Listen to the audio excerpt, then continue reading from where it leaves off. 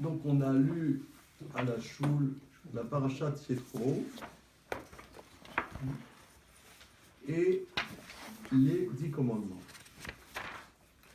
Donc nous allons faire une étude. J'ai donné un titre il y a 2 semaines à Marc, mais bon, j'ai changé de titre.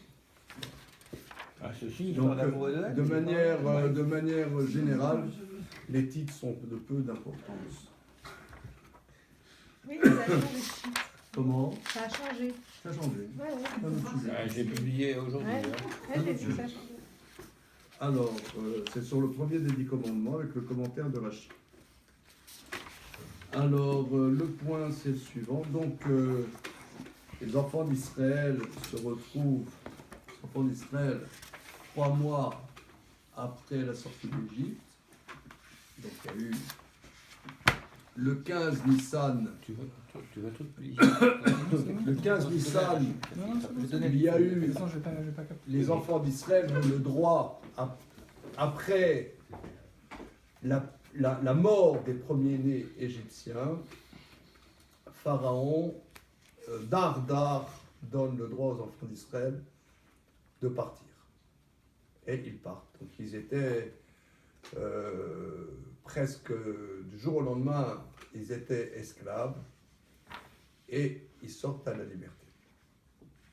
Pendant 49 jours, ils sortent d'Égypte. 7 jours après, ils sont au bord de la mer Rouge et il y a la traversée de la mer Rouge. Les Égyptiens, dans un mouvement un dernier mouvement, toute une cavalerie avec Pharaon à sa tête vont pour rattraper les enfants d'Israël et les enfants d'Israël rentrent à pied sec dans la mer Rouge et la cavalerie derrière est noyée dans la mer Rouge. Et là, la vérité, c'est la traversée de la mer Rouge et la noyade de cette cavalerie avec Pharaon à sa tête qui scelle en vérité la sortie d'Égypte. Ils rentrent dans le désert.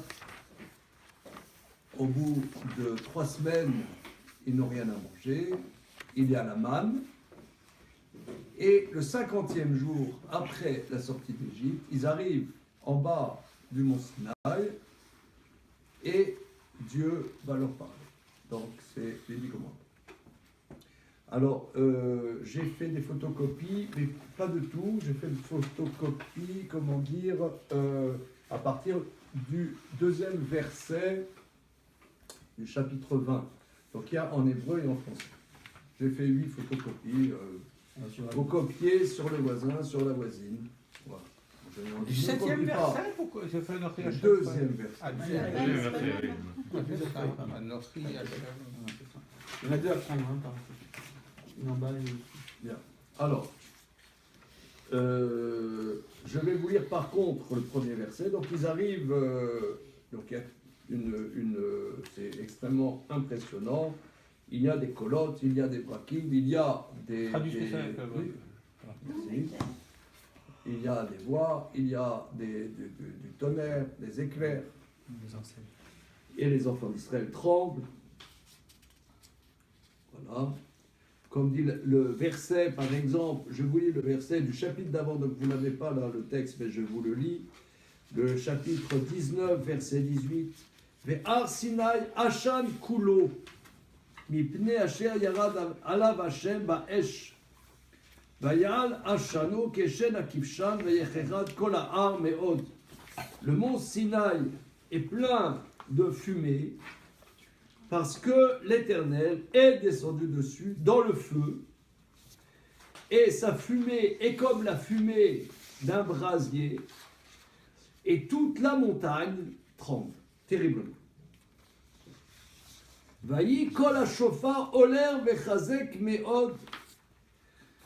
Le son d'un chauffard, dans d'une corne, va en s'amplifiant de plus en plus.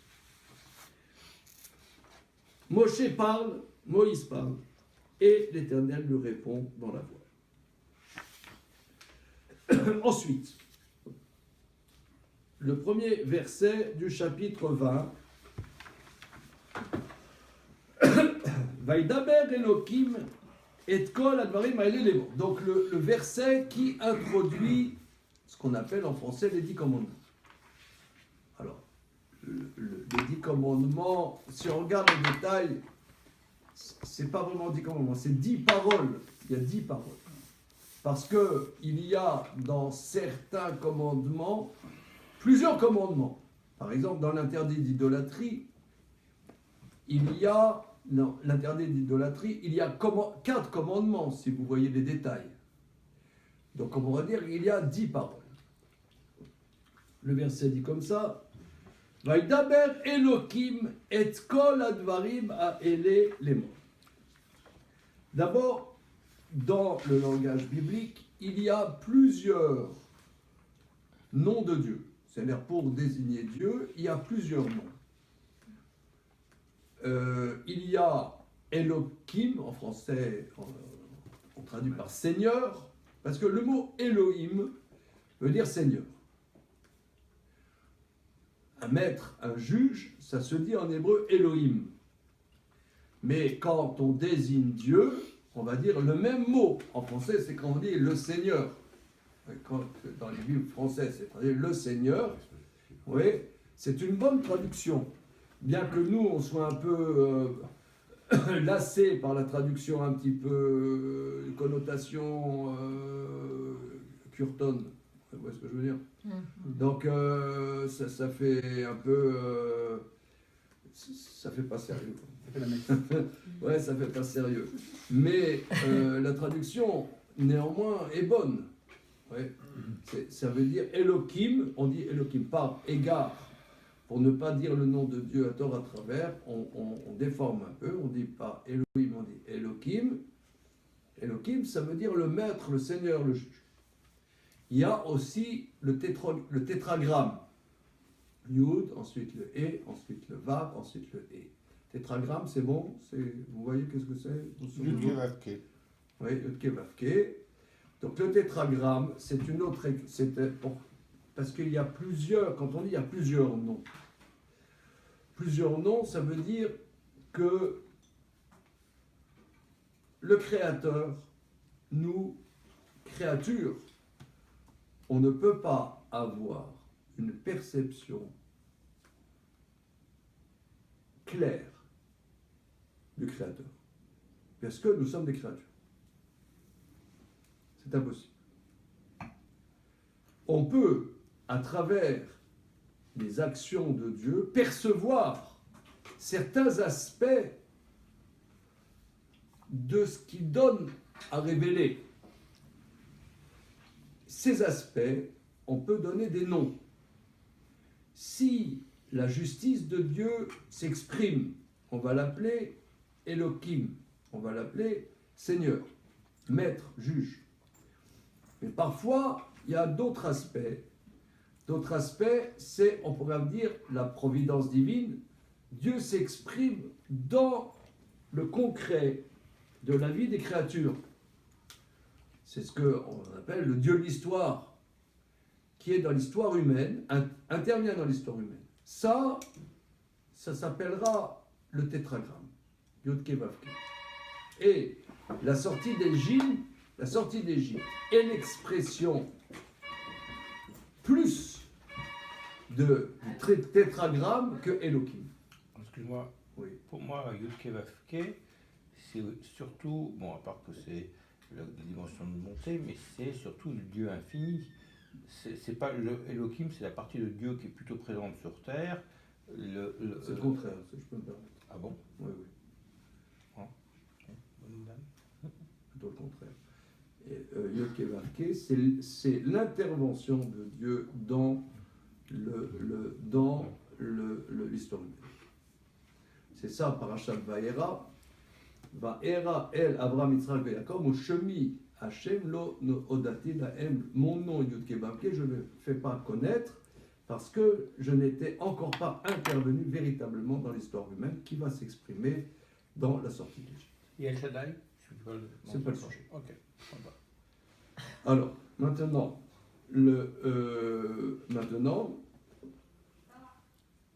il y a un deuxième aspect au tétragramme, qui est l'aspect, ce qu'on appelle, il y a le juge, qui applique la justice, et il y a la dimension Midat Arachamim.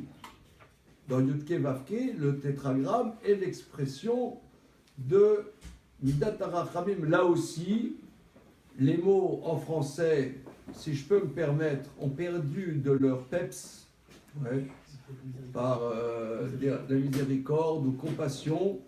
On dirait entendre parler de pape. Et bon, vous n'êtes pas venu ici pour entendre une homélie papale. Ouais. Vincent, je pense que vous en conviendrez. Absolument. Bien, ce étant, alors, donc c'est pour ça que les mots sont un peu galvaudés, bien que en soi, ces mots soient très bons. Ouais. La compassion, ça va être... Ils sont connotés. Mais ils sont un peu trop connotés. Bien. Alors, en tout cas, Midat Arachamim, c'est la dimension de pitié. Voilà. Donc il y a deux aspects dans le tétragramme. Intervention dans l'histoire humaine et deuxième aspect, Midat Arachamim, dimension de pitié. Bien. Alors, les 10 commandements sont introduits par le nom de juge. Voilà. Comme d'ailleurs, à la création du monde, dans le premier chapitre de la Torah, on voit toujours 32 fois le nom Elohim. Voilà, 32 fois le mot Elohim. Voilà. Après seulement, on voit le mot Yudkevavke. Bonjour mesdames, là, vous n'allez pas faire dodo trop là-bas, ça va, on va essayer de mettre de l'ambiance. Yes, yes. Non, mais on va encore changer les chaises, hein, sinon. Alors, on y va. Alors, donc le verset dit comme ça, Vaïdaber Elohim et kol advarim alel les morts, dont Elohim, le juge, a parlé toutes ces paroles-là en disant. Donc, Vaïdaber Elohim et kol advarim alel. Alors, Rashi explique. Alors, nous allons voir ce soir, ça va être le festival Rashi. Qui c'est Rashi Un grand commentateur de la Torah, de Troyes,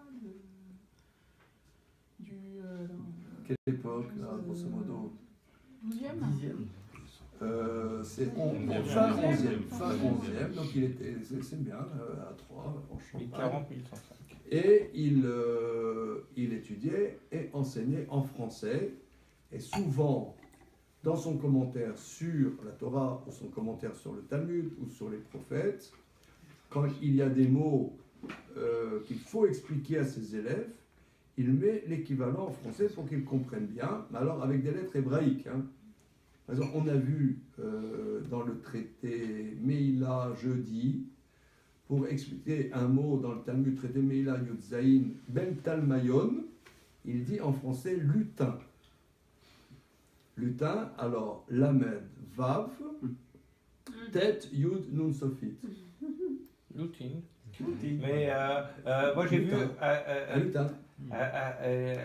avec mes petits élèves Shabbos, on a vu la grenouillerie, on a fait un Natsardéa. La grenouillerie, c'est comme une pedouillerie, ça serait une grenouillerie pour exprimer un essaim de grenouille. Ah d'accord, une grenouille. Ouais, Voilà. Alors souvent il explique effectivement. Voilà. Donc c'est le commentateur numéro 1 et on va voir effectivement son commentaire ce soir. Ça va être des commentaires. Alors, il explique. Que les 10 paroles sont des paroles qui engagent en pénal si on ne les respecte pas. Parce qu'il y a des aspects dans la Torah qui n'ont pas forcément des aspects pénaux. Prenons un exemple. Il y a des commandements positifs dans la Torah. Maintenant, quelqu'un il dit « moi je ne veux pas faire ce commandement positif », il n'est pas forcément condamnable en pénal. Quelqu'un, il doit mettre les téphilines tous les matins des jours ouvrables, il ne met pas les téphilines, alors il n'est pas condamnable en pénal. Bien. Nonobstant le fait qu'il fallait qu'il le fasse. Il n'est pas condamnable en pénal. Quand vous dites pénal, c'est une traduction, mais c'est pas Ça correspond à quelque chose? Ah oui, un pénal, c'est du pénal. Non, non, mais je veux ça dire, veut Pas à dire, l'époque. ça veut Non, dire mais que, ça veut dire les- ça veut dire que les 10 paroles qui sont dites au Sinaï, que tous les enfants d'Israël ont entendues, sont condamnables en pénal, c'est-à-dire qu'il y a des condamnations à mort à la clé. Ah, Théoriquement, mais bon. Non, c'est pas théorique du tout. C'est-à-dire qu'aujourd'hui, nous ne sommes pas dans les conditions, nous sommes en exil, on n'est pas dans les conditions où il y a un système, un système de judiciaire établi, juif, selon la loi juive, mais dans un contexte où ça pourrait exister, il y a dans notre tradition des condamnations de flagellation, des condamnations à mort, dans des cas évidemment précis et des contextes extrêmement précis. Mais c'est condamnable en pénal, il y a du pénal. Dans n'importe quelle société, il y a du pénal. En France, il y a certains trucs, c'est pas condamné en pénal sans droit civil, il y a des trucs condamnés en pénal. Donc là, les 10 paroles, les contrevenants à ces 10 paroles sont condamnables en pénal. C'est pour ça que c'est écrit Elohim. Ça, c'est la première explication. Bien. Alors maintenant, on va passer à la première parole. Là, vous avez le texte, n'est-ce pas? En hébreu, en français, c'est le verset 2. Première parole. Anochi Hashem Elokecha Asher Otseticha Me'eretz Mitzrayim Mibet Avati. Anochi Hashem Elokecha, je suis l'Éternel, ton Dieu, qui t'a fait sortir de la terre d'Égypte, de la maison d'esclaves. En français, on dit maison d'esclavage. Comment c'est traduit chez vous, là? esclave. Maison d'esclaves, hein, maison d'esclaves. Donc, Anochi, c'est je suis. Voilà. Donc, Dieu se présente, je suis l'Éternel ton Dieu, qui t'a fait sortir de la terre d'Égypte, de la maison d'esclaves. Le verset suivant, Lo iye lecha Elohim acherim al panai, qu'il n'y ait pas d'autre puissance à ma face. Ça ne donne pas des puissances à d'autres réalités que moi. T'interprètes déjà, parce que Elohim Acherim, c'est problématique. Ça veut Non, dire... je ne dis pas Elohim, j'ai dit Elohim. J'entends, mais ça veut dire que la Torah concevrait qu'il y aurait d'autres. Non, il y a d'autres, il y a des puissances. Mais ces puissances, l'idolâtrie, la base de l'idolâtrie, il y a des choses, il y a des puissances dans le monde. C'est penser que ces puissances soient autonomes du Créateur. Il y a des puissances, évidemment, il y a des puissances. Il y a je sais pas, il y a le soleil, il y a la lune, il y a, si tu veux, pour nous, la Lune, c'est pas tellement une puissance, mais par exemple, pour les marins et pour les agriculteurs, la Lune a une influence très concrète sur ce qui se passe sur Terre. Et donc, d'aucuns, au fil de l'humanité, ont pensé que cette puissance est une puissance autonome. Non, il n'y a pas de puissance autonome à ma face. C'est ça la traduction simple du verset. Alors, faisons le commentaire de Rashi sur le deuxième verset. Parce que tout le monde va se poser la question, est-ce que vous avez déjà rencontré Dieu? Oui, tous les enfants d'Israël se trouvaient au mont Sinaï. Il s'est présenté. Salut! Ouais. Il va se présenter. Alors pourquoi ne dit-il pas « Je suis l'Éternel, ton Dieu, qui a créé le ciel et la terre » Pourquoi il dit « Je suis l'Éternel, ton Dieu, qui t'a fait sortir de la terre d'Égypte, de la maison des esclaves » Ça, c'est une grande question. On pourrait imaginer que, justement, il va se présenter « Je suis celui qui a créé toute réalité ». Pourquoi se réfère-t-il à ces deux aspects? Et d'ailleurs, Rabbi Avraham ibn Ezra, qui est un peu avant Rashi, dit que... tu peux me le passer parce que je vais Volontiers, lire il y a un le début. énorme commentaire Ouais, d'Ibn un Ezra. commentaire d'Ibn Ezra, mais je vais vous lire parce que c'est Ici, très... Rabbi Yehuda Levi. Oui, exactement, c'est Ouais, c'est je- ce que j'allais j'étais en train de le lire. dire. Que il dit, il a demandé à son ami Rabbi Yehuda Halevi. Il est contemporain du Kuzari, n'est-ce pas, chef? Comment? Il est contemporain du Kuzari. Oui, c'était son ami. Je ne D'accord. retrouve pas dans le texte, mais Ah, je il te dit- donne, je l'ai il trouvé, dit- je non, te non, montre. c'est pas le. Bon, d'accord, mais si tu veux, Alors, il dit, j'ai demandé j'ai discuté avec Rabbi Yehuda Halevi, auteur du Kuzari, comment ça se fait que quand Dieu se révèle à tous les enfants d'Israël, dit-il, qui t'a fait sortir d'Égypte et pas qui a créé les cieux, la terre. Rachi, Voilà, c'est exactement là. Shahani, le Rabbi Yehuda. voilà. Rabbi Yehuda Halevi m'a posé la question. Pourquoi Dieu n'a dit, je suis l'Éternel ton Dieu qui t'a fait sortir de la maison d'Égypte et pas dit qui a fait les cieux et la terre. Voilà. Donc c'est Rabbi Yehuda Halevi qui a posé la question à Rabbi Avraham Ibn Ezra qui a donné une grande réponse. Nous allons voir le commentaire de Rachi tout de suite. Donc vous avez dans l'édition dont je vous ai fait la photocopie, vous avez ici le 2. Et en hébreu, c'est là. Donc, Asher Otseticha Meretz Mitzrayim, qui t'a fait sortir de la terre d'Égypte. Mais ça leur parle pas, c'est normal. Une petite seconde. Qui t'a fait sortir de la terre d'Égypte. Kedai I a Otsa'a, Shetiyu Meshua Badim Li. Elle est légitime, cette sortie, pour que vous me soyez assujettis. C'est-à-dire qu'ils étaient esclaves. Et il est connu que le Midrash nous dit que l'esclavage était total en Égypte. Tellement absolu qu'aucun esclave n'avait l'idée de sortir de l'esclavage. Il n'avait même pas besoin de garde-chiourme, puisque la société était construite sur l'esclavage. Donc il n'était pas obligatoire de mettre des gardiens pour les garder, puisqu'ils n'avaient pas l'idée qu'on puisse sortir de l'esclavage. Donc l'esclavage était absolu, c'était pas possible de sortir de l'esclavage. C'était une société quasi totalitaire. C'était impossible même d'imaginer sortir de cet esclavage. Et les sortir a été un bouleversement absolu. D'abord, l'esclavage, c'est pas de la gnognotte. Les commentateurs expliquent, les midrashim expliquent, c'était des travaux forcés absolument terribles. Donc, il y a plusieurs aspects. C'était pas possible de sortir de ces travaux forcés. Et le fait qu'ils puissent être sortis, ils ont dans leur chair vécu cette sortie, qu'il n'y a qu'une possibilité qui sort complètement de l'ordinaire, qui les a fait sortir de là. Cette possibilité complètement, ce qui sort complètement de l'ordinaire. Pas seulement elle sort de l'ordinaire, mais ils ont une reconnaissance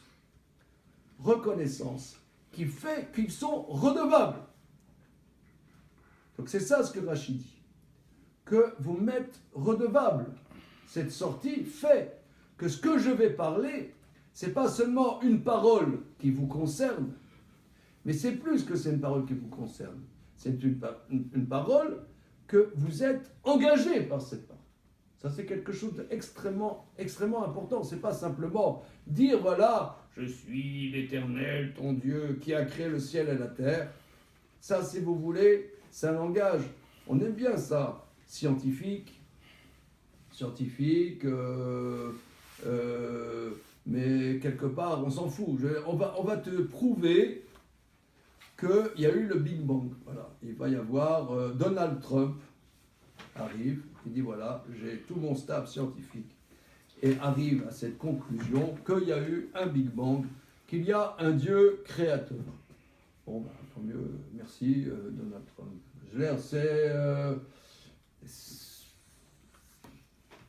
la nature, c'est bien, quand tu vois l'œuvre de la nature, tu dis, oh, comme c'est beau, oh là là, tu vois les cascades avec le soleil qui se reflète dans les cascades et les glaciers, c'est absolument fantastique.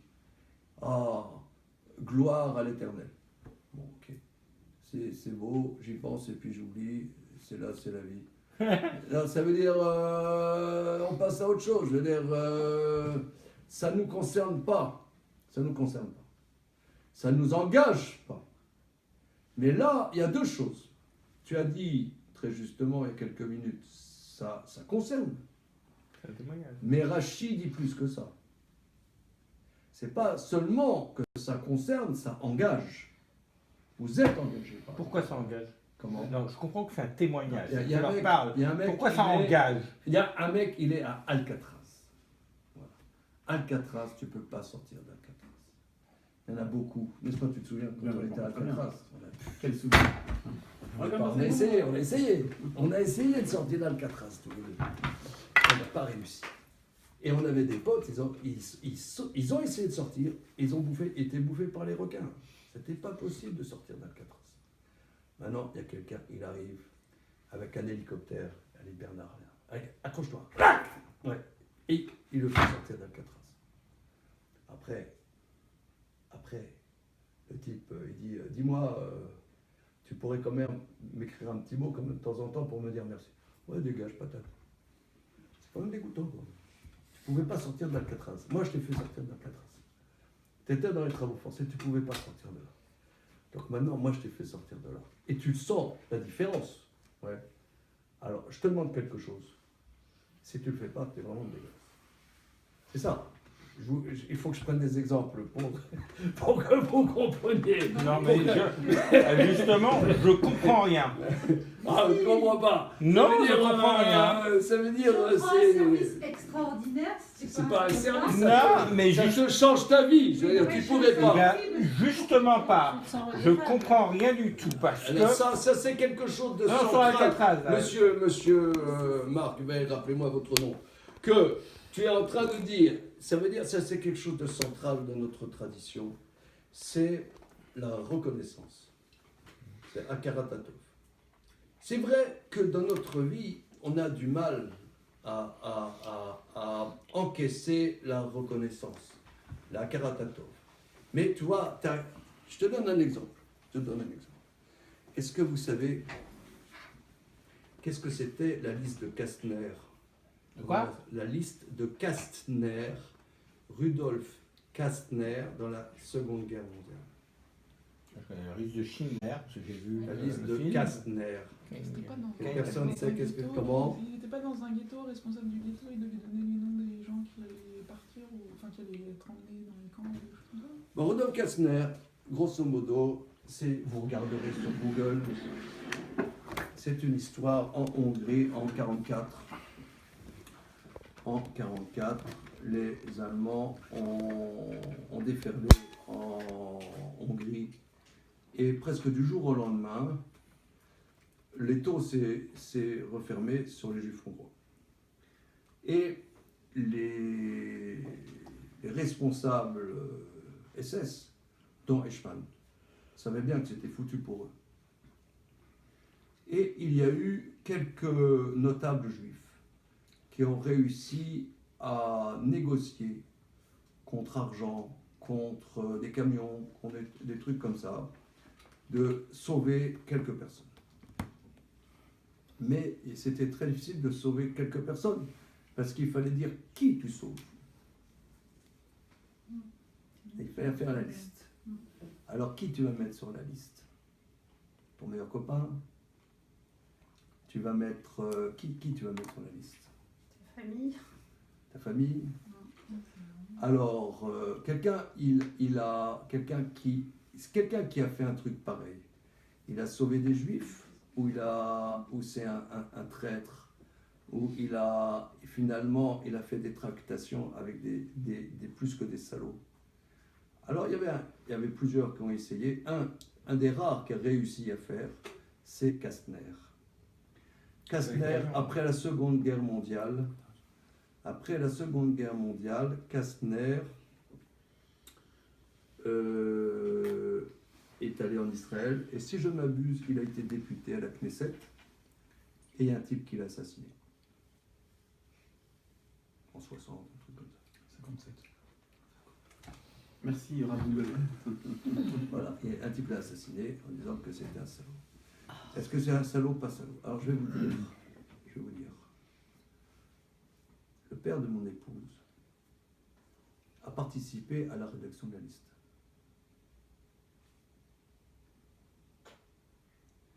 Et il m'a dit, toi, un tel, que non, je l'écris sur la liste. Toi, un tel, j'écris sur la liste. Et s'il a survécu, c'est grâce à moi. Alors, tu vois un type comme ça. S'il vit, c'est grâce à toi. Ouais, en plus, s'ils n'avaient pas négocié, ils seraient tous déportés. Je veux dire, c'est pas. Oui, mais c'est pas ça. Oui, non, mais c'est pas ça. Non, mais pourquoi les autres, ils les Comment accompagnent? vivre cette Ah, mais oui, relation? C'est ça qui veut dire. Comment vivre cette relation? Mm. Alors il dit, là, Dieu il dit, je suis l'Éternel ton Dieu. Je t'ai fait sortir de la maison d'esclavage. Alors il y a deux choses. Maison d'esclavage, vous savez qu'est-ce que c'était, les mecs? Vous savez qu'est-ce que c'était la maison d'esclavage? Vous savez, vous avez vécu qu'est-ce que c'est. Vous savez qu'on ne pouvait pas sortir de la maison d'esclavage. Moi, je vous ai fait sortir. Alors ce que moi je vais te dire, on rigole pas avec ça. Ça c'est ce qu'il dit Rachid. Eh ben, je ne comprends pas ce que dit Rachid, je t'explique pourquoi. Est-ce que, évidemment que tu dois être reconnaissant, même pas on discute. Évidemment que le fait que ça fasse référence à la sortie d'Égypte, c'est tout à fait logique. Parce que on ça, parle de la maison d'esclavage. Là, la c'est- maison là, d'esclavage, je rencontre ok, la maison non, d'esclavage. pourquoi Dafri Mibès Abadim, ok, ça explique très bien, jusque-là, j'ai pas de problème. Le problème, c'est dans Rachi, c'est ce mot, chez Tiyou, Meshuvadim Li. Vous êtes assujetti à moi. Et ben voilà, et ben rien du tout. Ok, alors je te laisse à ta... Rien du tout, j'accepte parfaitement la reconnaissance. Non mais c'est un problème, je ne comprends pas comment tu peux, comment on peut déduire, comment c'est une conséquence pour que vous soyez... ok. Je parle sur ce truc-là, sur le sens que donne Rachid. C'est une question importante, qui nécessite une réflexion. Je vous donne un exemple. Dans notre tradition, quelqu'un a reçu un profit d'un autre, il lui est redevable. Ça veut dire, j'ai reçu quelque chose, tu m'as apporté quelque chose, je te suis. Bon, ça c'est pas le cœur de ce que je veux voir avec vous, c'est un point important. Rachid rapporte les maîtres qui disent que tu as reçu tellement de Dieu que tu lui as apporté. Mais on est d'accord, redevable, Non, mais aucun non, problème. attention. Mais qu'est-ce que ça veut dire redevable? C'est Entre le même- redevable et assujetti, c'est pas la même c'est chose. le même racine. Redevable, Les évidemment. Pardon? On est Choubadim, il y a encore Evet dedans. Eved. Évidemment. Entre un Karatatov, redevable, assujetti, Mais c'est- asservi, Mais c'est pas le même niveau. on pourrait de À Karat- complètement être Mais c'est ce que je asservi dis. chez À quelqu'un. Karatatov, c'est évident. On est d'accord. Marc, la question que tu poses, je vais la dire autrement. Par exemple, après le cours, il y a un monsieur qui me dit dites-moi, est-ce que vous pourriez me prêter 3 000 €? Vous les financez à Yeshiva, moi je dis. Alors, excusez-moi. Je dis, pas de problème. Ok, je sors mon chéquier, je fais un chèque. Après, ben, tu as ton chèque, tu le déposes sur ton compte. Qu'est-ce qui fait que tu dois me les rembourser? Bah, l'honnêteté. Et c'est quoi l'honnêteté? Bon, ça va, il m'a rendu service qui dégage ce vieux barbu. C'est une idée d'association. C'est un prêt, c'est un accord déjà. Comment? C'est déjà C'est un accord. C'est un accord entre deux personnes. C'est un accord entre deux C'est- personnes. c'est C'est-à-dire un que tu lui prêt. prêtes, tu lui as pas donné, tu lui Ouais. prêtes. Ça veut C'est une dire idée que qu'on c'est se un fait de la accord. justice. Comment? C'est une idée qu'on se fait de la justice. 3 000, c'est juste de rendre 3 000. Avec un petit cadeau en plus ou pas. à vous de voir. C'est un Non, non, les cadeaux sont interdits dans les traditions. C'est un contrat d'acide. Après, la... Bon, regardez, c'est important, mais ce n'est pas le cœur du sujet. C'est important. dans notre tradition, qu'est-ce qui fait que tu me les dois? C'est que tu m'es assujetti. Et à telle enseigne que si tu ne me les rends pas, je peux rentrer chez toi et te prendre les 3 000 euros. Je prends, je sais pas, ton appel, machin. Et je me casse. C'est quoi ça? Oui, c'est ça, disais-je. Je dis au pif, hein, je n'avais même pas vu. Je me sentais qu'il y avait un appel à l'horizon. Alors, on y va. Ok, c'est important, la remarque de Marc est importante. Mais ce que je veux voir principalement, c'est le deuxième, la suite du Rashi. D'avoir autre explication. Maintenant, Rashi vient de nous expliquer pourquoi de la maison des esclaves. Maintenant, il va rendre compte pourquoi de la terre d'Égypte. En vérité, je suis l'Éternel, ton Dieu, qui t'a fait sortir de la terre d'Égypte, de la maison d'esclavage. Pourquoi ne dirions-nous pas à l'Éternel, ce qui se conçoit bien s'énonce clairement, on dit une seule proposition, soit la terre d'Égypte, soit de la maison d'esclavage. Pourquoi deux propositions? Voilà. Donc parce qu'il y a deux aspects à la parole. Le premier aspect, Rachid a dit, c'est la maison d'esclaves. Maintenant, il va dire, le premier aspect, c'est de la terre d'Égypte. Nabararer, autre explication. Le fils Niglé Bayam, qui est Gibor Milchama, Venigle Kan Kezaken Male Rachamim, Shenema, Vetachat Raglav Kemase Livnat Asapir. זו הייתה לפניו בשעת השעבוד כעצם השמיים, משנגאלו, הואיל ואני משתנה במראות, אל תאמרו שתי רשויות הם. אנוכי הוא אשר הוצאתירה ממצרים ועל הים. Voilà. Alors, c'est un commentaire complexe. Alors, quand je dis que Rashi dit ça, un des génies de Rashi, c'est pas que Rashi dit des choses de son cru, c'est qu'il y a énormément de corpus. Rashi, dans tout le corpus, va chercher le commentaire, le midrash, qui lui paraît le plus approprié, le plus synthétique pour rendre compte de la nuance du verset. En vérité, il va rapporter ici la Mechilta de Rabbi Ishmael, donc qui est contemporain de la Mishnah. Pourquoi je suis l'Éternel ton Dieu qui t'ai fait sortir de la terre d'Égypte? Je vous le dis oralement. Parce qu'il y a eu une ambiguïté. Les enfants d'Israël sont sortis d'Égypte. Et à la sortie d'Égypte, Dieu s'est révélé à eux comme un héros de guerre. C'est-à-dire que il y a eu des chamboulements telluriques, si vous voulez, à la sortie d'Égypte, et en particulier à la traversée de la mer Rouge, où l'armée des Égyptiens qui courait après les enfants d'Israël a été fracassée par la mer qui les a engloutis. Et ça a été le fin mot de la sortie d'Égypte. Donc là, Dieu a été, on pourrait dire, comme un Dieu vengeur. Il a vengé les enfants d'Israël. Il a vengé les enfants d'Israël parce que nous savons que le début des décrets en Égypte a été le fait de noyer les petits garçons juifs. Donc là, ça a été la justice de Dieu s'est appliquée de manière implacable. Pas seulement implacable, mais avec des forces vengeresses. Et qui ont dit, c'est un Dieu de guerre, vengeur. Et là, au mont Sinaï, Dieu s'est révélé à eux sur un aspect fondamentalement différent qu'ils auraient pu, à la limite, imaginer que c'est pas le même. C'est pas le même, c'est pas possible.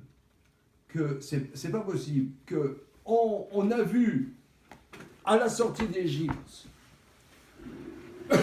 Dieu, le Créateur, qui s'exprime sous une certaine manière extrêmement précis, qui est une force de guerre qui applique une justice. qui applique une justice. Et là, au mont Sinaï, il voit un aspect de Dieu complètement différent. Comme qui dirait, Zaken Malech Hachamim, comme quelqu'un, un sage, âgé, plein de Rachamim, plein de compassion. Et comment savons-nous qu'au mont Sinaï, ils ont perçu Dieu comme un sage, un homme plein de sagesse, âgé, et plein de rachamim, plein de compassion? D'où le savons-nous? Parce qu'il y a un verset plus loin, je vous passe des photocopies, donc là, en hébreu et en français, au chapitre Kavdalet. Donc ça, c'est à la fin de la paracha de la semaine qui vient, hein, après Yétro, la paracha de Mishpatim, la section Mishpatim, dans le chapitre 24. Ici, Rashi, rapportant le Midrash,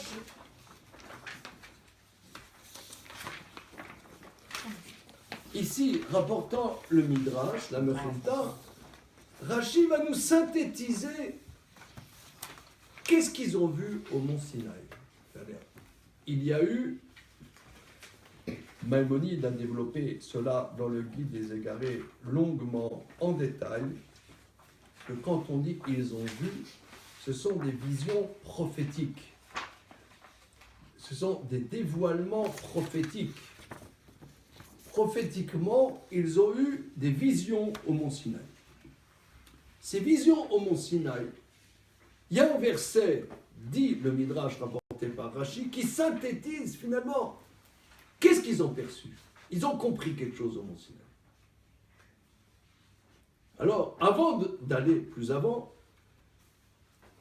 si nous faisons un tour de table, messieurs et mesdames, qu'est-ce qu'ils ont perçu au mont Sinaï? Et toc, qu'est-ce qu'on peut s'imaginer qu'ils ont perçu?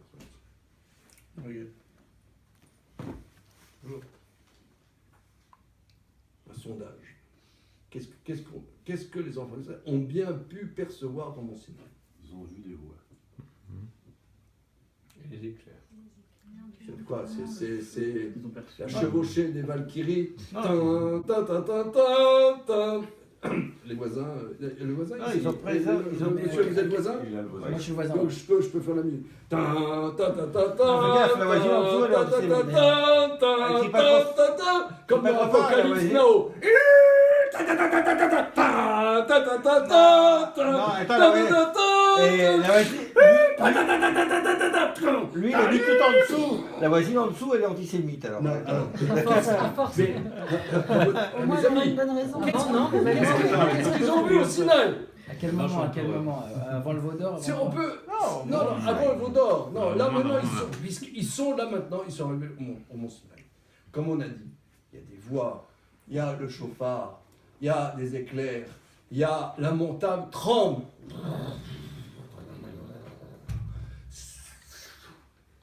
Et ils voient. Qu'est-ce qu'ils voient? En un mot, qu'est-ce qu'ils ont vu?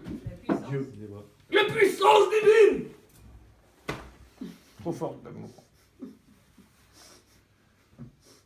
Non, mais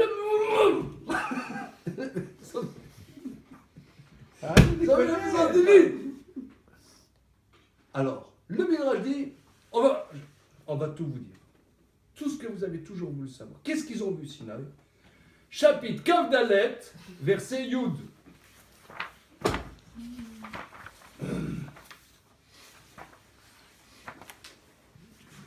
Pourquoi tu prends celui-là? Et pas le 17. Comment? Prends le 17 aussi.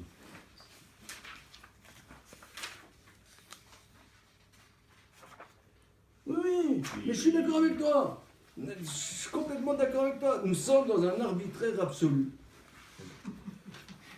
Il y a, c'est comment dire, je suis complètement d'accord, c'est un arbitraire. Qu'est-ce que la Mechilta nous dit? Qu'est-ce qu'ils ont vu au Sinaï? Quelle a été la perception prophétique? Verset Yud, Va'iru et Eloé Israël, Vetarat Raglav, Kemase Livnat Asapir, Ukeitzem Hashamayim la Torah.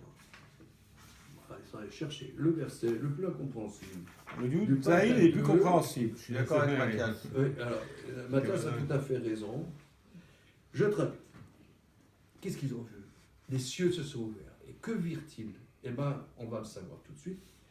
Ils virent le Dieu d'Israël et sous ses pieds, comme une sorte de brique en saphir, et comme le cœur des cieux dans la pureté.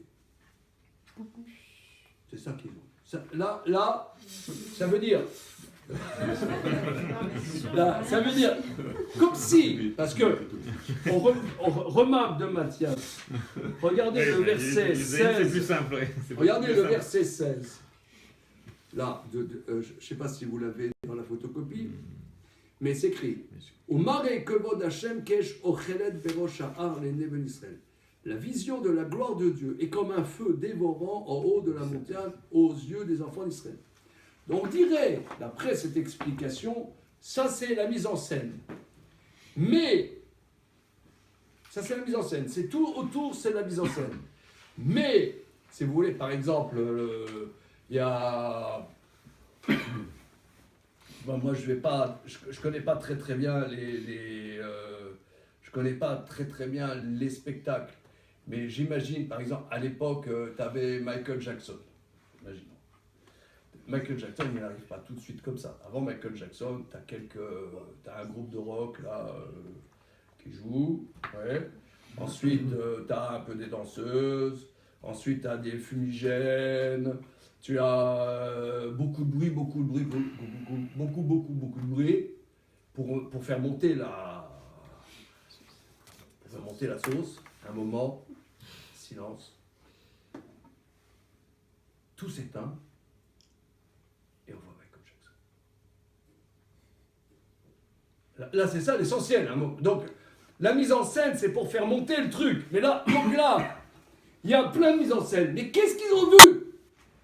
Paf! Verset 10. Ils virent le Dieu d'Israël. Et sous ses pieds, alors sous ses pieds, relisons le Guide des Égarés, c'est un anthropomorphisme qui signifie sûrement quelque chose. Mais évidemment, nous comprenons bien que c'est un anthropomorphisme pour nous faire comprendre quelque chose. Sous ses pieds, comme une brique en saphir, qui avait le bleu le plus pur. Voilà.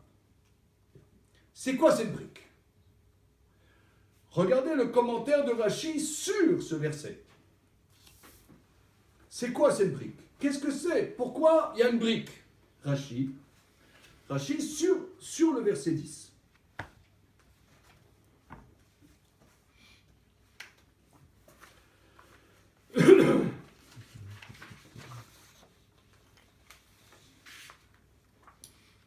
Kemaaseh livnat saphir, comme l'œuvre d'une brique en saphir.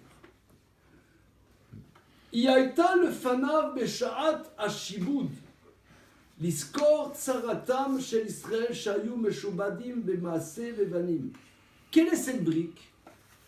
C'est la brique qui était devant Dieu quand les enfants d'Israël étaient aux travaux forcés. Les travaux forcés impitoyables qui étaient en Égypte, c'était fabriquer des briques, comme on le voit dans les versets longuement. Ils fabriquaient des briques. C'était un travail tout à fait terrible.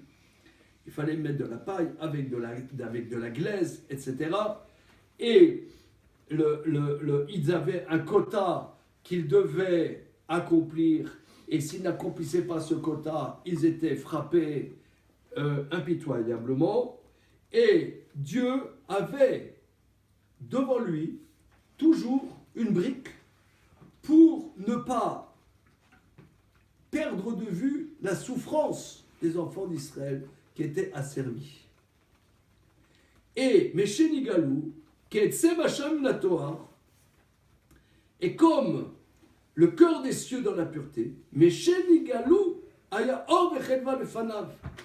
C'est-à-dire, à partir du moment où ils ont été délivrés, cette brique s'est transformée en un joyau éclairant, magnifique, tellement Dieu a participé de la joie des enfants d'Israël qui ont été délivrés. Alors, qu'est-ce qu'ils ont vu? Finalement, qu'est-ce qu'ils ont vu? Ils ont vu la brique qui était devant Dieu, qui s'était transformée en un joyau incandescent. Magnifique. C'est quoi cette brique? Alors, regardons, je vous ai fait encore une photocopie. C'est au début de Shemot, le dernier verset du 2e chapitre. C'est quoi cette brique?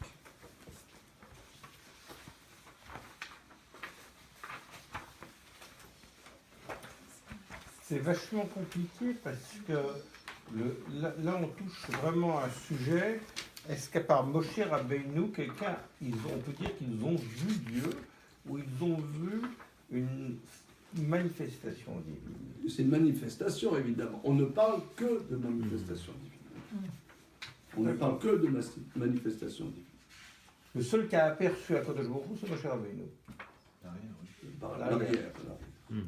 Alors, regardez le chapitre 2, le verset 24. Les enfants d'Israël étaient dans des souffrances terribles. Et à un moment, ils ont hurlé. Ici, on a déjà vu ce verset. Quand on avait vu la prière, qu'est-ce que c'était la prière? À un moment, ils ont eu la force d'hurler et Dieu a entendu leur cri. Le verset 24. Vaishma Elohim et nakatam. Dieu a entendu leur gênement.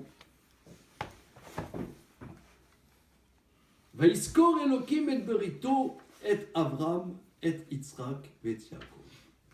Et il s'est souvenu de son alliance avec Abraham, avec Yitzhak et Yaakov. C'est-à-dire que un moment, Dieu a, on a expliqué ici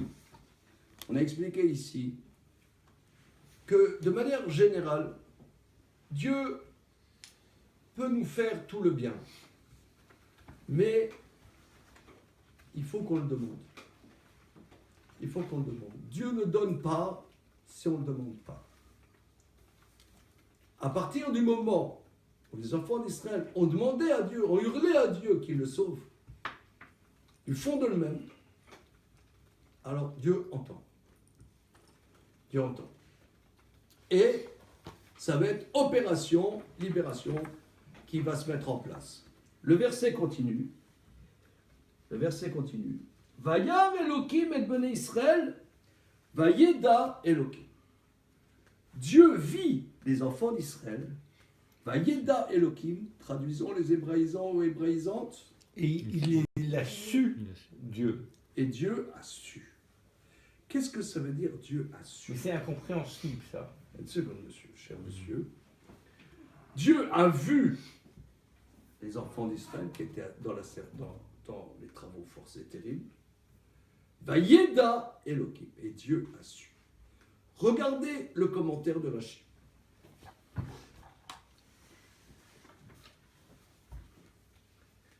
Vayeda Elohim, Dieu a su.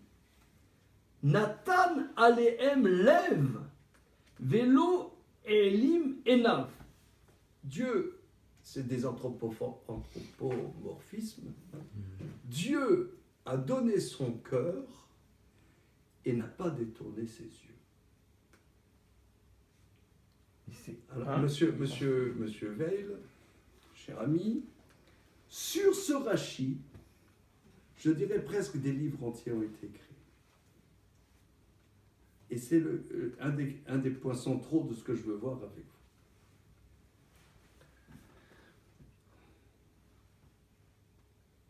Qu'est-ce que ça veut dire? Dieu a vu les enfants d'Israël dans leur souffrance et Dieu a su. Rashi, commentaire numéro 1, dit il a donné son cœur et pas détourné ses yeux. Alors, excusez-moi, Marc. Rashi donne 4 mots. Et il y a un grand maître d'il y a une centaine d'années qui s'appelait Rav Simcha Zissel, qui était en Lituanie, un des grands maîtres de notre tradition. Rav Simcha Zissel a fondé presque tout son enseignement sur ces 4 mots de Rashi. 5 mots. Et je vais essayer d'expliquer.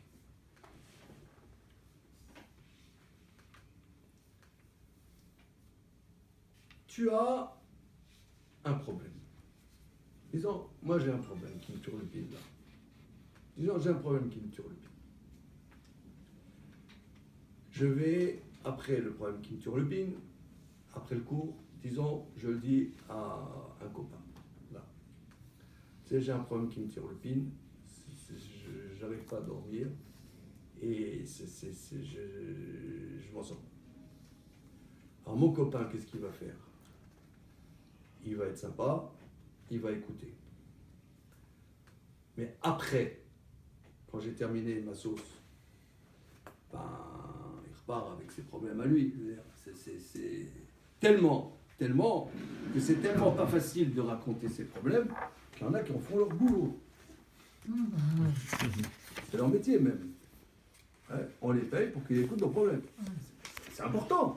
Je dis pas de Mir en Lituanie.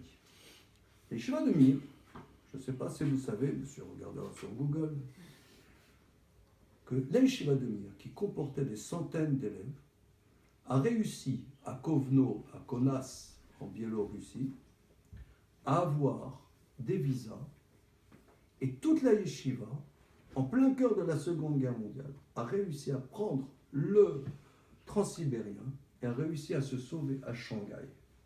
Il y a eu 300 élèves, 400 élèves, toute la Yeshiva de Mir, dont le maître, un des maîtres, Rabbi Yecheskel Levinstein, ils ont réussi à survivre comme ça. Incroyable. Paraît-il, ensuite il est devenu Rav, un des maîtres, dans les Yeshiva de Poniovitch à Bnei Brak. Paraît-il, j'ai lu ça, que Rabbi Levinstein, sur la base de ce que nous sommes en train d'étudier, pour que ça soit présent dans sa vie, qu'il a survécu, et pour ne pas perdre de vue toute sa famille et tous les siens qui ont été massacrés, et que lui, il a survécu, paraît-il, jusqu'à la fin de sa vie, il ne s'est pas adossé à un dossier pour ne pas oublier qu'est-ce que lui a vécu et qu'est-ce que les siens ont vécu. Il a pris un stratagème. D'où il a trouvé ce stratagème? Du verset que nous sommes en train d'étudier. Que Dieu, Kaviarol, si on peut s'exprimer, il a vu les enfants d'Israël. Mais comment avoir de l'empathie véritable à la souffrance d'autres? Comment? J'ai rapporté cette étude à mon épouse. Elle a dit, je comprends pas tout ce que tu racontes, mais c'est lui qui les a mis dans ce foutoir. Allez-y, exprimez-vous. Qu'est-ce que ça veut dire que Dieu il a de l'empathie? C'est un sentiment humain, l'empathie. Non, justement. Non, on lui prête. C'est le contraire. Une C'est le contraire. C'est le contraire. C'est que la Rachamim, nous, on a un relent de Rachamim. Rachamim, Midat Rachamim. C'est quoi la Midat Rachamim? Midat Rachamim, le mot Rechem veut dire la matrice. Moi, j'explique que c'est, quand on dit prendre à cœur, c'est plus que prendre à cœur, c'est prendre à ventre. Midat Rachamim, c'est tu l'as dans le vide. Mais Akadosh Baruch Hu, il a pris un stratagème pour ne pas se détourner. C'est ça ce que Rachid dit. Il a su. Qu'est-ce que ça veut dire? Il a su. Il a donné son cœur. Il n'a pas détourné. Mais comment il n'a pas détourné? Mais nous, quand on nos souffrances, ça va, mais les souffrances d'autrui. Comment, moi, la souffrance d'autrui, je peux la percevoir à un moment, mais à un autre moment, je passe à autre chose. Non. Pour ça, si c'est grave et important, il faut prendre un stratagème pour ne pas oublier. C'est ça ce que dit, il n'a pas détourné ses yeux, il a pris une brique.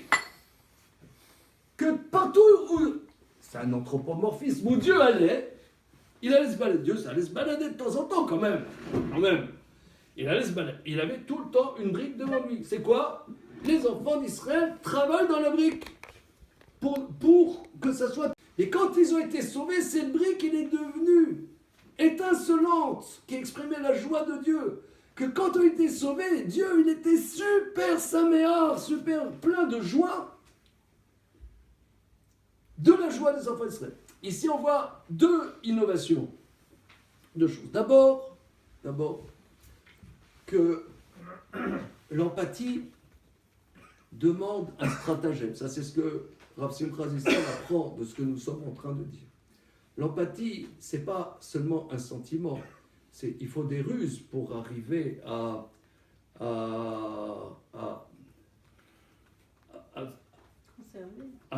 conserver la présence de la problématique d'autrui. Mais la problématique d'autrui, ça c'est le premier élément. La problématique d'autrui, elle n'est pas seulement dans le malheur. Elle est aussi dans le bonheur. Participer de la joie d'autrui, c'est aussi Midat HaRachamim. C'est-à-dire quand quelqu'un il se marie ou quelqu'un il a une simcha, il a une joie, il a une brit mila, que sais-je, ou il se fiance. Participer de la joie d'autrui, c'est aussi de l'empathie. L'empathie, c'est pas nous on voit l'empathie dans la souffrance, gna gna gna. Oui, certes. Mais ici on voit une innovation que l'empathie est aussi dans la joie. Quand les enfants d'Israël ont été sauvés, cette brique qui était lugubre quand ils souffraient est devenue une brique de joie, une brique magnifique. Elle s'est transformée en une brique magnifique. Et ici, Rachid nous dit, je synthétise l'ensemble, qu'est-ce qu'ils ont vu au Mont Sinaï? L'empathie de Dieu. C'est ça qu'ils ont vu au Mont Sinaï. Comme quoi Dieu était engagé au plus profond de son essence dans ce que vivaient ces créatures. Là, qu'est-ce qu'on dit? Midat HaRachamim. C'est ça ce qu'ils ont vu au Sinaï. Excuse-moi, cher monsieur, ça permis popette. 2000 sabords. À roulette. C'est ça qu'ils ont vu au Sinaï. Si vous voulez, là je synthétise et j'aimerais qu'on comprenne bien ce point.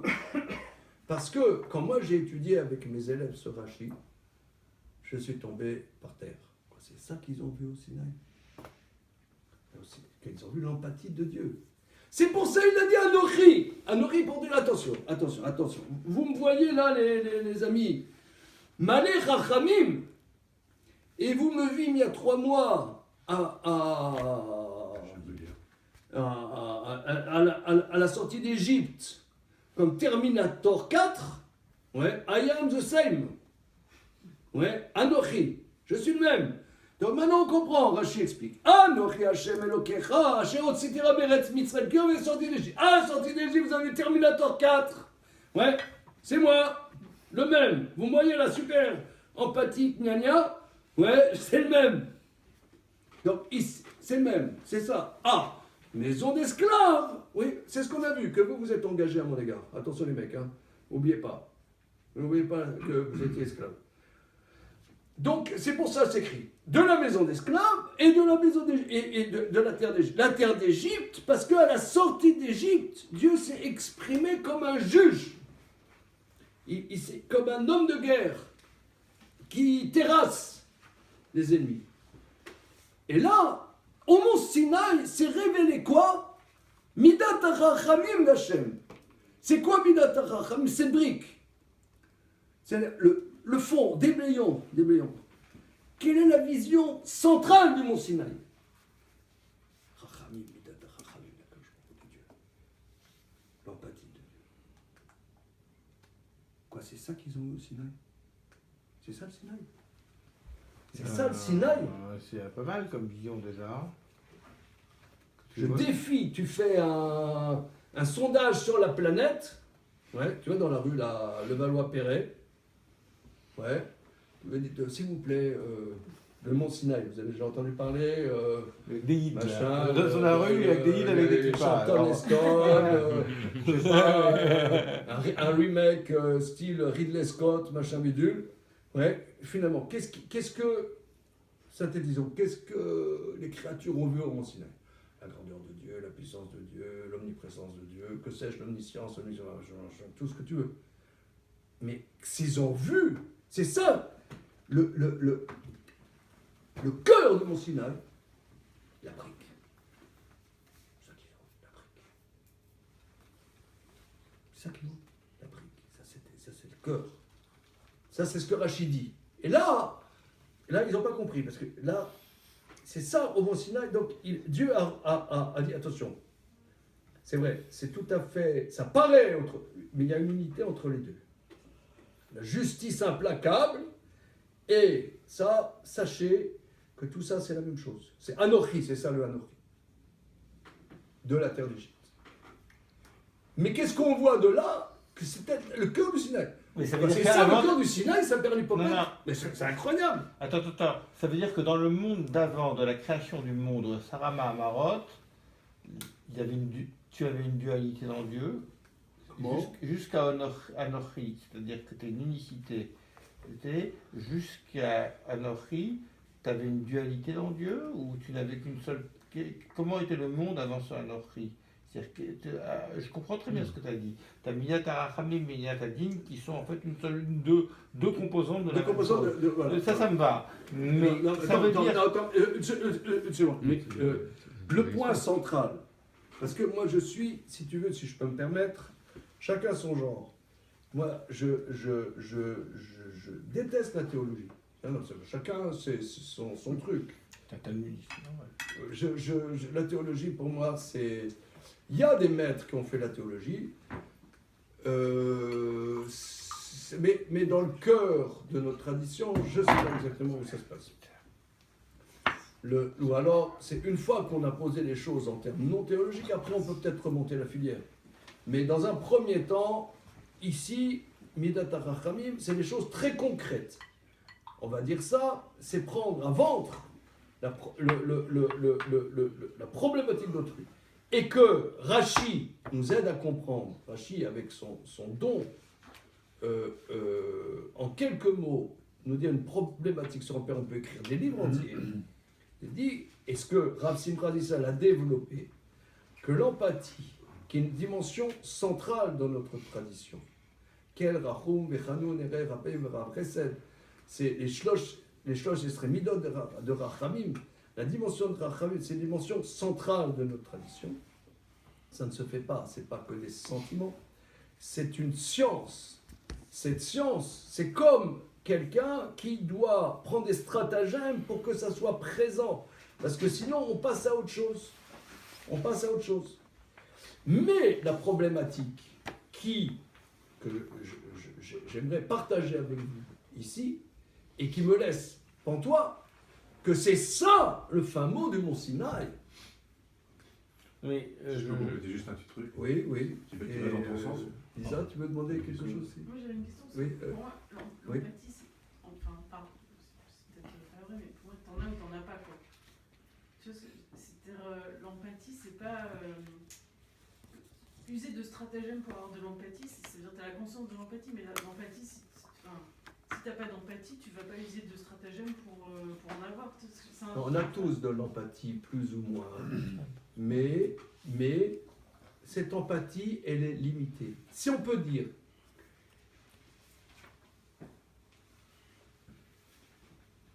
un des aspects du Créateur,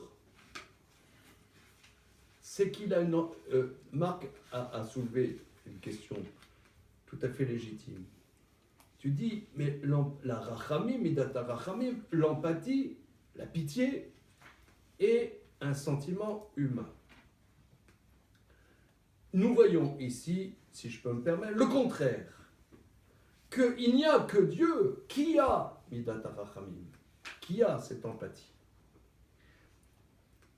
Elle est, cette empathie, du type même que nous, on aurait en se mettant une brique pour ne pas oublier.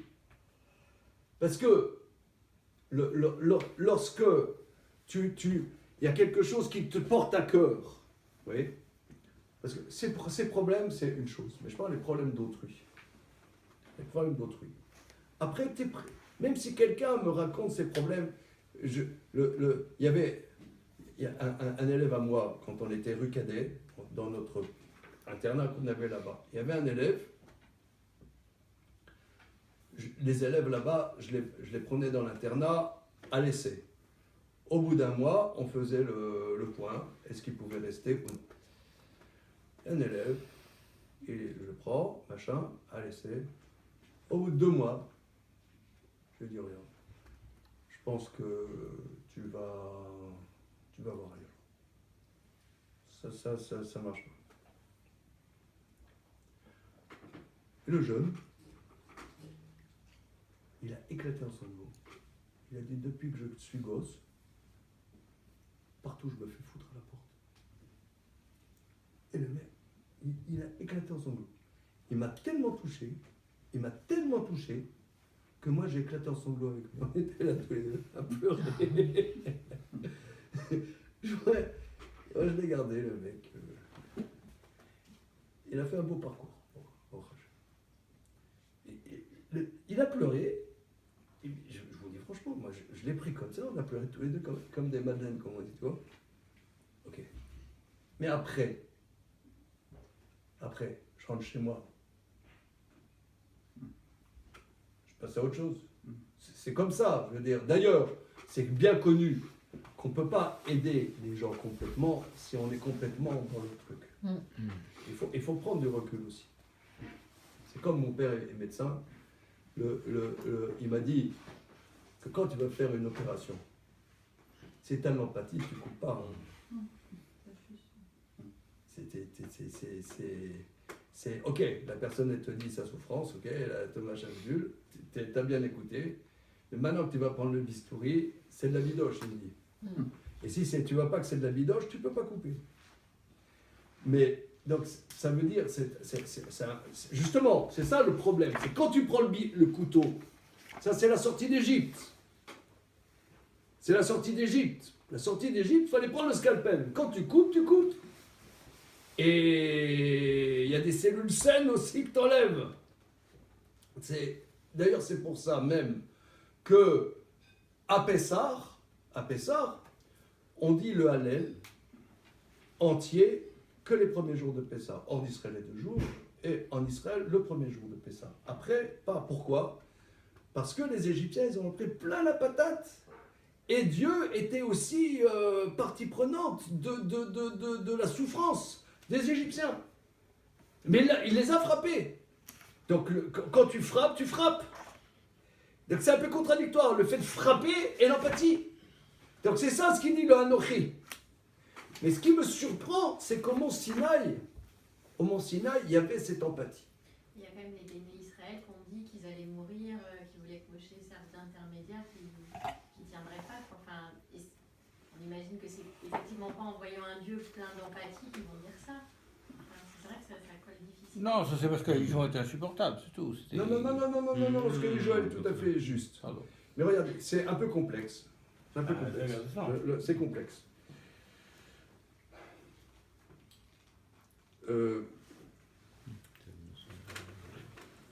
Il faut essayer du plus simple au plus compliqué.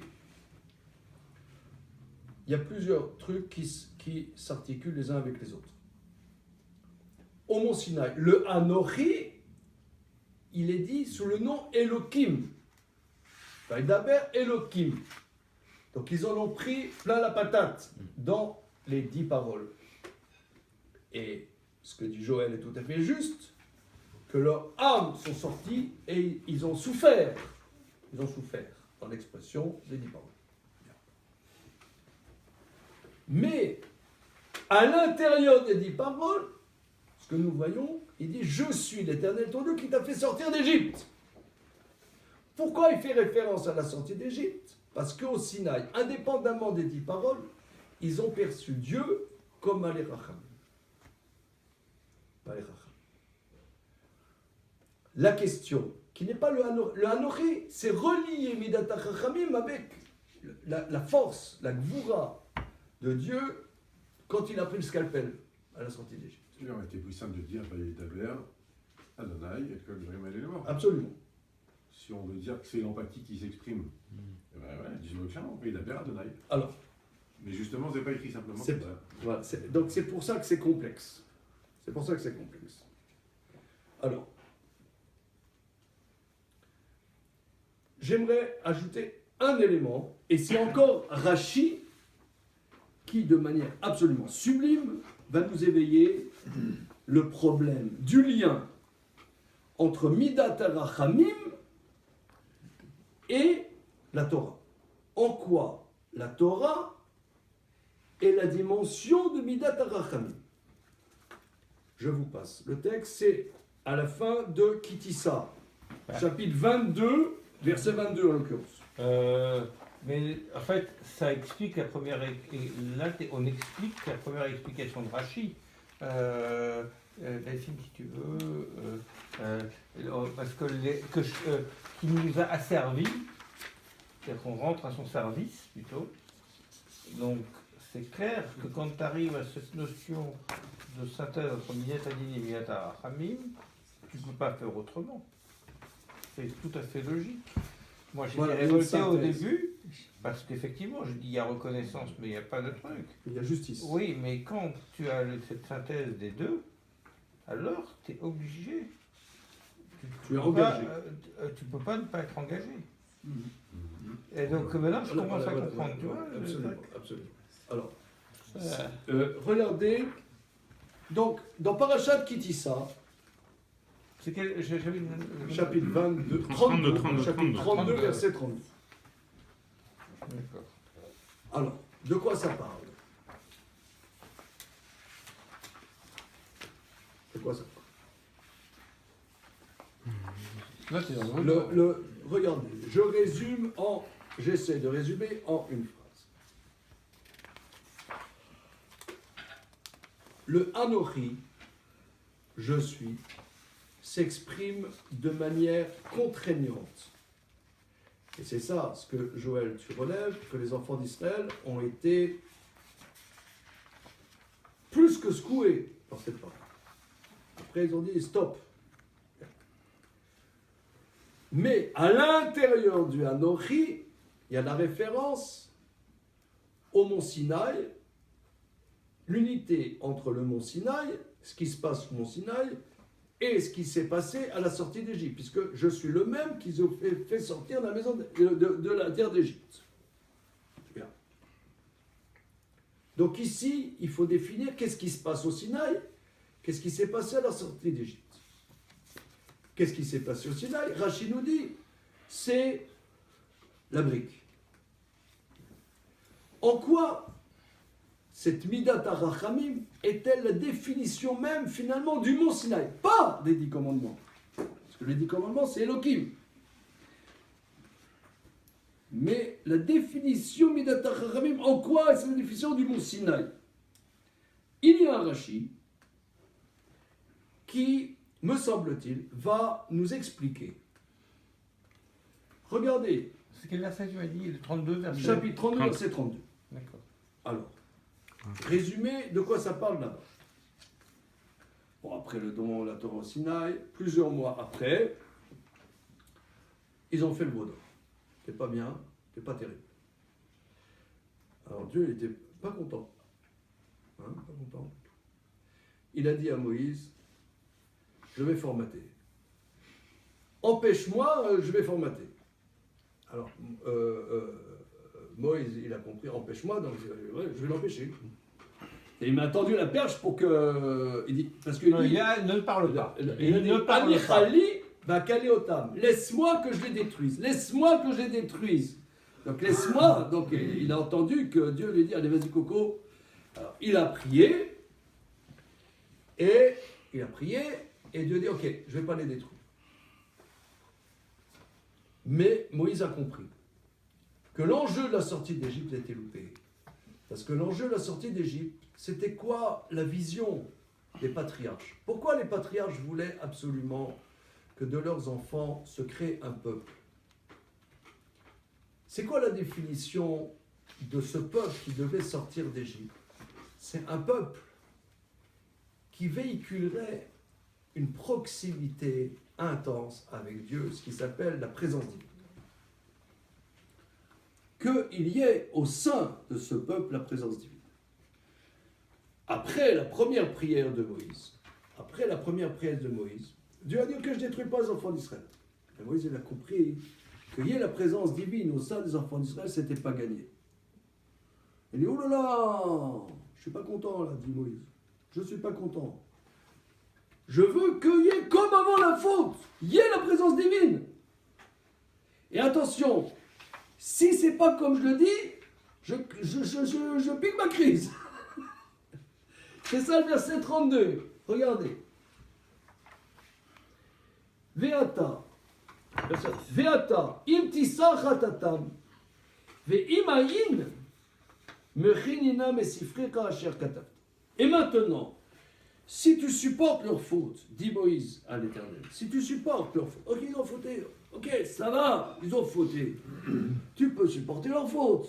C'est comme un gosse, il a fauté, bon, ça va, c'est pas parce que tu as un gosse, il a fait une grosse bêtise que tu vas le foutre à la porte, c'est ton gosse quand même, supporte, c'est tes enfants. Si tu supportes leur faute, ça va. Ve'imaïn, et sinon, efface-moi, s'il te plaît, du livre que tu as écrit. Si tu ne pardonnes pas la faute du veau d'or, dit Rashi, je ne veux pas qu'il y ait mon nom mentionné dans toute ta Torah. Efface-moi. De toute ta Torah, je ne veux pas qu'il y ait mon nom. Je veux pas. Je veux pas qu'on me mentionne.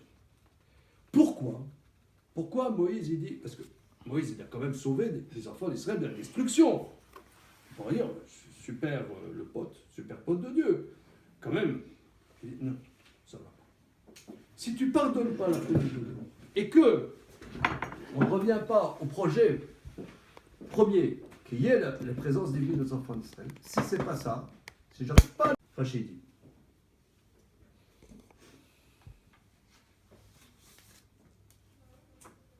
Mais si frère de ton livre, Mikol la Torah Kula, de toute la Torah, efface-moi de toute la Torah. Pourquoi? Shelo yomru alay, shelo haiti kedai levakesh alem chachamim. Pour qu'on ne dise pas que j'étais incapable de demander sur eux pitié. Et attends, qu'est-ce que ça fait qu'il va effacer toute la Torah? Ok, Ça veut dire, je ne veux pas, je veux qu'on m'oublie. Comme dit la chanson de Johnny Hallyday, je t'oublierai. Vous connaissez pas, c'est pas. Oui, mais je ne comprends pas qu'est-ce qu'il a dans le rapport de force. Non, mais dans le rapport de force que Moshe a avec Dieu, qu'est-ce que ça. Attends, excuse-moi. Et vous qui avez vu, Attends, Gérard, dans le rapport de force que là, Moshe a avec Dieu dans la plaidoirie post-péché du veau d'or, qu'est-ce qu'on en a à foutre qu'il efface son nom? Allez. À quoi ça joue? Il a dit, ok, bah très bien, si t'es pas content, j'efface ton nom. Pourquoi, je veux dire, dans la négociation, entre guillemets, qu'il est en train de mener, pourquoi il dit ça? En quoi c'est un argument de poids? Bah oui. Parce que Dieu, il a fait bien. Pourquoi c'est un argument? Voilà, c'est pas. Non, il faut dire que Moshe, c'était quand même. On dit qu'il n'y avait pas de meilleur prophète. Comment? Il n'y a pas eu de meilleur prophète après lui. Ouais, c'était la. Parce que Moshe réveille-nous. C'était pas n'importe C'était la quoi. grosse C'est la star. vedette de la grosse production. Comment? C'était la grande vedette de la grande production. Voilà, c'était la grosse star. Il faut savoir en quoi c'était la grosse star, mais en tout cas, c'était. Il n'y en a pas beaucoup des comme lui. Alors, il n'y a pas beaucoup. Alors, donc, le point. Mais on peut dire un autre aspect, Marc, un autre aspect, c'est que, ok, qu'on ne dise pas qu'il était capable de les sauver complètement. Ça veut dire, il les a sauvés de la mort, mais pas capable de les sauver de la véritable sauvetage, qui n'est pas seulement sauvetage physique, c'est le sauvetage spirituel. Il n'est pas capable de les sauver spirituellement. Ok, il n'est pas capable. Alors là, Je vous ai cité le grand maître Rav Simcha Zissel. Il y a son élève, Rav Nosson Tzvi Finkel, qui était ce qu'on appelle le sabbat de Slabodka. Ah, c'est lui? Sabbat de Slabodka, dans ses cours, il explique Rashi comme ça. C'est la même école. Hein. Il explique que Rashi, ici, nous dit quelque chose de très très important. Moshe, on appelle Moshe Rabbeinu, Moshe notre maître. C'est quoi un maître de Torah? C'est quoi un maître? Un maître, c'est pas un professeur. Un professeur, il fait son cours et il passe à autre chose. Un maître de Torah est engagé avec ses élèves. La Torah, c'est quoi la Torah? Et ici, c'est le nœud de notre sujet. Dieu donne la Torah aux enfants d'Israël. C'est quoi Dieu donne la Torah aux enfants d'Israël? C'est quoi la Torah? Et c'est quoi la Torah? Le Créateur donne la Torah. Mais c'est quoi la Torah? C'est des connaissances, c'est de la culture, c'est quoi? C'est intellectuellement satisfaisant, c'est un jeu intellectuel dont les Coréens du Sud sont friands. C'est quoi la Torah? C'est un chemin de vie. C'est une manière de vivre. C'est le mode d'emploi de la vie. C'est que Dieu veut donner à ses créatures, tisse un lien à ses créatures, veut construire ses créatures, aider ses créatures. Il ne les laisse pas en plan. Il ne les laisse pas en plan. Vous dites c'est un mode de vie, un mode d'emploi, tout ce que vous voulez. Mais pourquoi il nous a donné la Torah? C'est qu'il veut donner à ses créatures.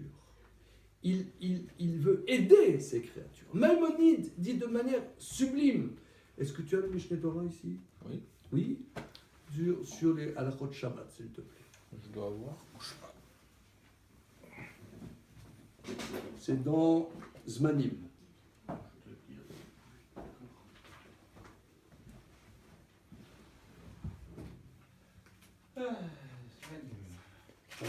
Attends, Zmanim Aleph ou Zmanim Bet? Aleph.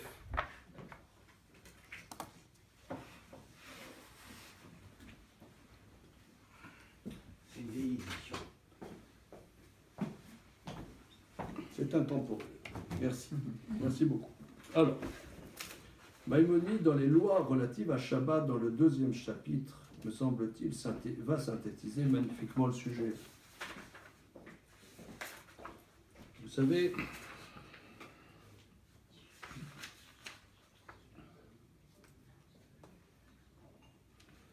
savez, que si quelqu'un, donc Shabbat, le respect de Shabbat est central dans notre tradition. Le respect de Shabbat est central. Mais si quelqu'un est en danger,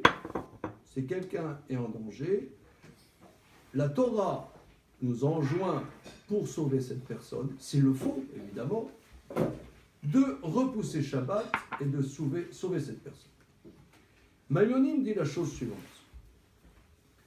כשעושים דברים האלו, אין עושים אותם לא על ידי נוחים ולא על ידי קטנים ולא על ידי עבדים. Si quelqu'un est en danger Shabbat et qui, pour le sauver, il faut repousser le Shabbat, prendre la voiture, prendre le téléphone, que sais-je, on ne donne pas à des gens subalternes pour le faire. Il faut que ça soit, par exemple, si ça se passe dans une synagogue, il faut que ça soit le Rav qui le fasse. Pourquoi?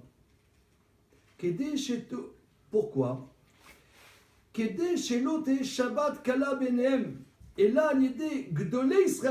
Parce que si tu demandes à des subalternes, tu vas dire, moi, c'est pas très important, il faut le faire, on le fait. Non, il faut que ça soit les maîtres, si c'est possible, qui le fassent, pour montrer l'importance de sauver une vie Shabbat. Que c'est central de sauver une vie Shabbat. Je vous donne un exemple. Il y a quelques années, une dizaine d'années, j'étais avec mon gendre un genre qui habite Jérusalem, et on est allé au tiche d'un rebbe, un rebbe à Meachari. Le tiche, c'est la table chassidique d'un rabbi. Toi, tu vas à Tiche? J'étais allé avec mon gendre, Léon Benjamin Ullmann, et à 2h du matin, ça chante des heures, machin, ça dure des heures, des heures. Et à 2h du matin, mon gendre est tombé dans les pommes. Mais plus, il a perdu connaissance. À côté du rabbi, il y avait un chassid dans Streimel, il a ouvert son truc, il a pris un beeper. Allô, allô. Oui, alors en hébreu, il a appelé l'ambulance. Mais là, il y avait le rabbi qui était là. À côté, c'était Shabbos, c'était la nuit de Shabbat. Le mec avec le beeper, le Streimel, le beeper à côté du rabbi. C'était hallucinant parce que c'était. Et le médecin qui est venu, il est venu en Streimel lui-même. Il est sorti de l'ambulance en Streimel pour bien montrer c'est Shabbat. Ouais. C'est Shabbat, on sauve une vie et on le fait franchement, clairement, que tout le monde le sache, machin. C'était très très impressionnant. Et Rambam il dit pourquoi. Il est interdit de traîner dans la profanation de Shabbat pour un malade ou un danger. Comme dit le verset, Asher yaseotam adam vechai bahem. Voilà les mitzvot de la Torah que l'homme fera et vivra avec, et pas qu'il mourra avec. Lamata, cela t'enseigne. She'en mishpate à Torah nekama baolam. Les lois de la Torah ne sont pas une vengeance dans le monde. Ça me va bien entendu. Et là, rachamim vechesed veshalom baolam. La Torah, c'est une pitié, c'est une générosité, une paisibilité dans le monde. Regardez, ici, Maïmonide a une idée extraordinaire, prophétique. C'est pas que l'humanité est méchante, que Dieu, il va se venger de l'humanité en donnant des lois, et maintenant on va marcher droit. Pas du tout. La Torah, elle est là pour donner de la vie. C'est ça. La Torah, c'est fondamentalement, Dieu s'engage avec ses créatures. Donc véritablement, le mont Sinaï, c'est Rachamim. Le cœur du mont Sinaï, c'est Akadosh Baruch Hu a une empathie avec ses créatures. C'est ça le cœur du mont Sinaï.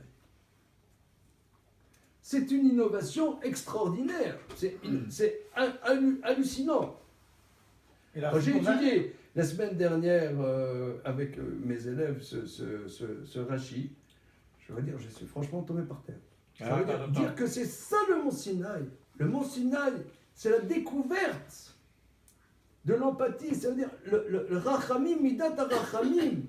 C'est ça le don de la Torah. C'est la définition même du don de la Torah. Le don de la Torah, c'est Akadosh Baruch Hu donne à ses créatures la Torah pour qu'ils se construisent, pour qu'ils se développent. Donc, de la même manière, Moshe Rabbeinu, il y a ses élèves qui partent en cacahuète. Ouais. Ok, il nous a sauvé la vie, mais ils partent en cacahuète. Il dit, 6 mois, je suis pas capable. Si je ne suis pas capable de les aider, si je ne suis pas capable de les aider, je ne suis pas un maître. Je ne suis pas un maître. Un maître, c'est pas simplement, je t'enseigne et puis bon, tu feras après qu'est-ce que tu veux.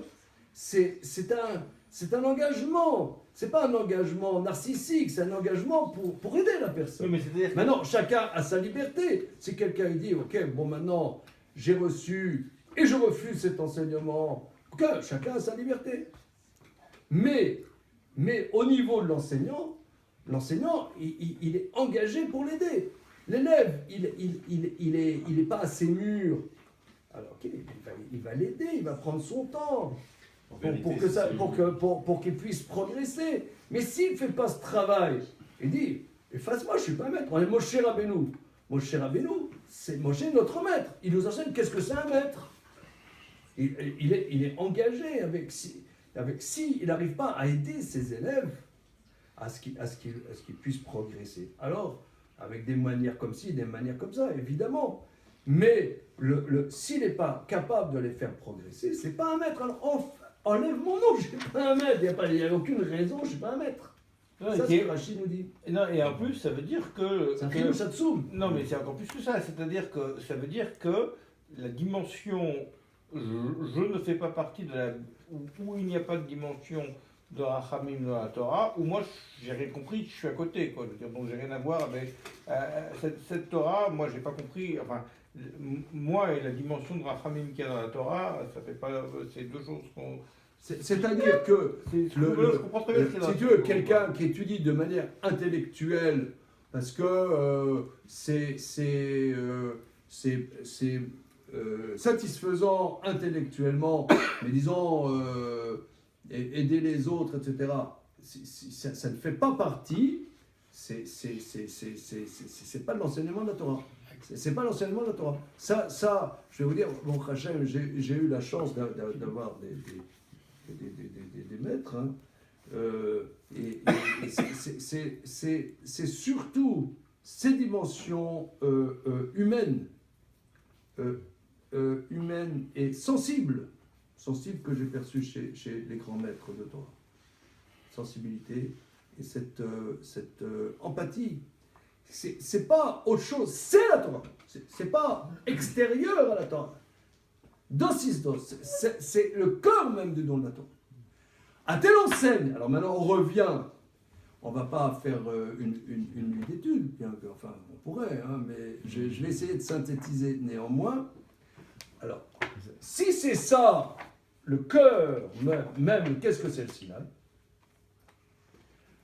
À la sortie d'Égypte, il y a eu, si vous voulez, le bistouri. Alors il fallait dire attention, c'est la même chose. Ça veut dire, c'est deux aspects de la même chose. Il n'y a pas que l'aspect rachamim. Il y a l'aspect que la Torah doit se concrétiser dans la réalité. Or, la concrétisation dans la réalité, elle est engagée et dès que tu agis, tu te focalises. Comment dire, l'action est antagonique avec la dimension de Rachamim. Parce que je prenais la parabole tout à l'heure. Le médecin, il entend son malade qui lui raconte son problème et il se doit de l'écouter et que le malade se sente écouté. Je pense que c'est un bon médecin.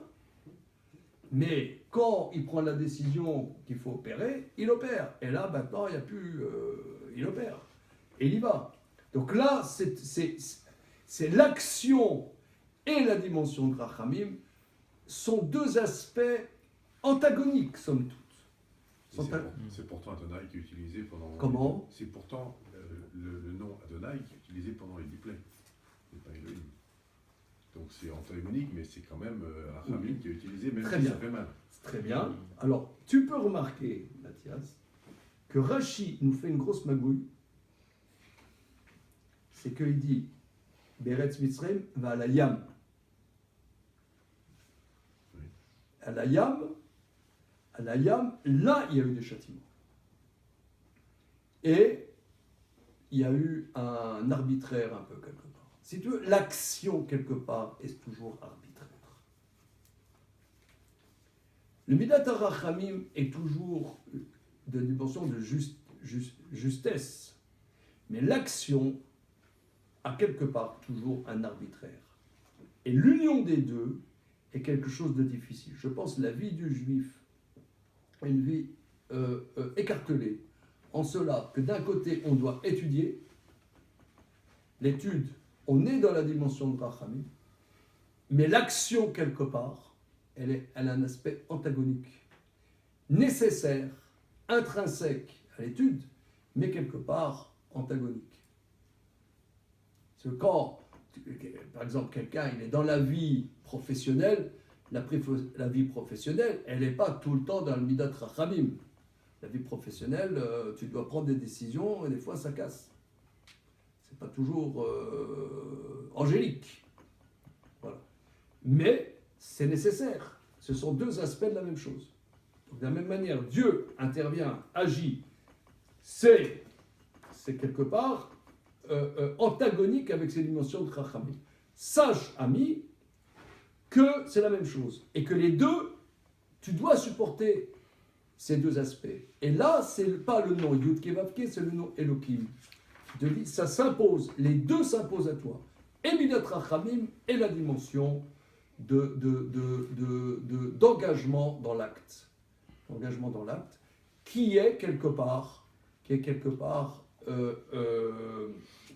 arbitraire. Dans un acte, il y a toujours quelque chose d'arbitraire. Vous pouvez le constater. On dit que les gens qui n'agissent pas sont jamais contestables. Quand tu agis, tu es toujours contestable. L'action est toujours contestable. Toujours. C'est ceux qui ne font rien qui sont pas critiqués.